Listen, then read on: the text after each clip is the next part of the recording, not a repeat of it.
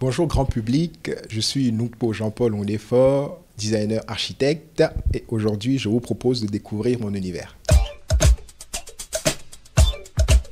Mon métier, c'est de répondre à des solutions. C'est de créer un cadre de vie, un cadre de travail, un cadre agréable, un univers, c'est de générer des lieux, c'est de créer des ambiances, permettre à un organisme de trouver l'univers favorable à son éclosion, à son développement. C'est ça le métier d'architecte.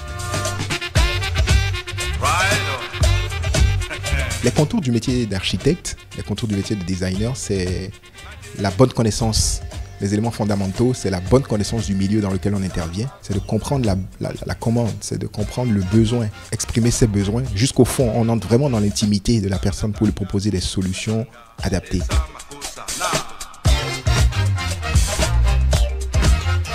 Mon parcours, je ne sais pas vraiment par où commencer. Toujours est-il que au moment où il fallait commencer à se projeter sur une carrière, j'ai choisi d'être créateur. Je suis entré au lycée Koulibaly pour étudier la menuiserie, ouvrage en bois dans le bâtiment. J'ai étudié chez les Salésiens de Don Bosco. Entamé un cycle d'ingénieur, mais vite fait, je me suis rendu compte que j'avais besoin de créer, j'avais besoin de manipuler de la matière. Alors j'ai entamé mes études en architecture à Grenoble, d'où je suis sorti en 2012 dans un master grand territoire. Et la passion pour le design, pour les objets utilitaires, pour la finesse, le goût pour l'art aussi, la curiosité m'ont ramené à cette option designer.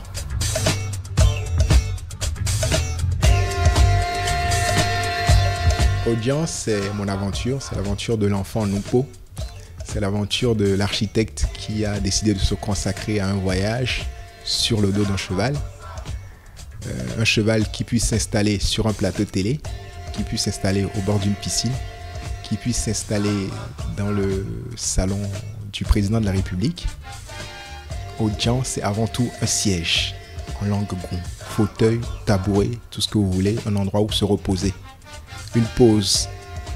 La langue gond, c'est une langue de l'Ouémé, une vallée très riche, le pays de ma mère à qui je dois beaucoup de choses, qui est la femme qui m'a transmis beaucoup de sensibilité, qui me permet d'aimer encore mieux celle avec qui je vis, et l'enfant qui est né de cette union.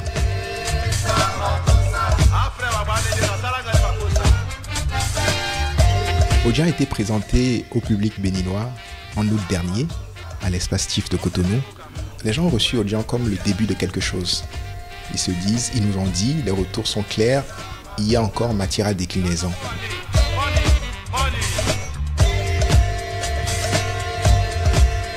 C'est la première fois que je vais voir une chaise aussi inclinée, mais très résistante, parce que nous l'avons essayé et je pense que ceux qui ont travaillé derrière ce projet ont bien pensé le projet. C'est pas seulement une œuvre d'art, c'est également un objet utile, puisqu'il s'agit d'un fauteuil designé de telle manière à pouvoir s'adapter aussi bien à l'intérieur qu'à l'extérieur.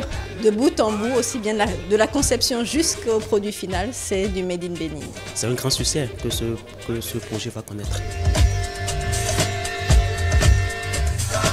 Il y a de la demande déjà, puisque Audience est disponible en précommande, selon la finition, selon la destination souhaitée. On a déjà eu quelques commandes. Audience, c'est dire que le siège crée une demande, il répond à un besoin et l'aventure commence plutôt bien pour Audience. Entreprendre au Bénin, ce n'est pas fameux. C'est une affirmation, c'est quelque chose qui revient dans le discours des jeunes entrepreneurs.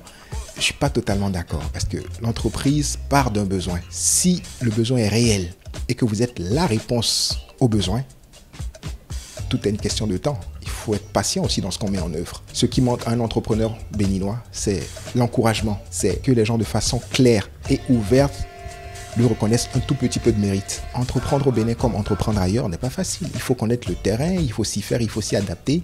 Il faut revoir sa stratégie et c'est ce que nous faisons tous les jours.